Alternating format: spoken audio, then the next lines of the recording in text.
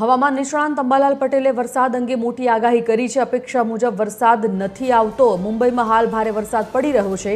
હવે ગુજરાતમાં પણ વરસાદની દસ્તક થવાની છે, ત્યારે બંગાળનો ઉપસાગર સક્રિય થવાની શક્યતા રહેશે।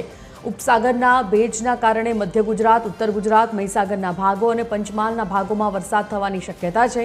અમદાવાદ અને ગાંધીનગરના ભાગોમાં પણ વરસાદ થવાની સંભાવના રહેશે।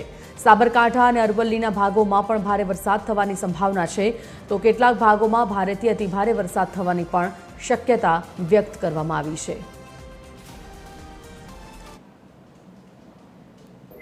વરસાદની રાહમાં ખેડૂત ભાઈઓ છે, જોઈએ તેવો વરસાદ થતો નથી કે હમણાં ચોમાસું જે છે એ જાણે ચંપી ગયું હોય તેમ જણાય છે। મુંબઈમાં ભારે વરસાદ છે, પરંતુ હવે ધીરે ધીરે એમજીઓની દસ્તક જુલાઈમાં ઇન્ડોનેશિયા વગેરે ભાગોમાં જતાં બંગાળ ઉપસાગર સક્રિય થવાની શક્યતા રહે છે, જેના કારણે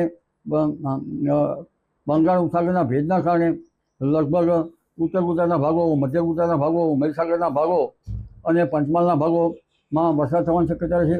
અમદાવાદ, ગાંધીનગરના ભાગોમાં પણ વરસાદ થવાની શક્યતા રહે છે। કોઈ ભાગમાં ભારેથી અતિભારે વરસાદ થવાની શક્યતા રહે છે। ઉત્તર ગુજરાતના ભાગોમાં પણ વરસાદ થવાની શક્યતા રહે છે। સાબરકાંઠાના ભાગોમાં પણ વરસાદ થવાની શક્યતા રહે છે। અરવલ્લીના ભાગોમાં પણ વરસાદ થવાની શક્યતા રહે છે। કોઈ ભાગમાં ભારે તો કોઈ ભાગમાં અતિભારે વરસાદ થવાની શક્યતા રહે છે।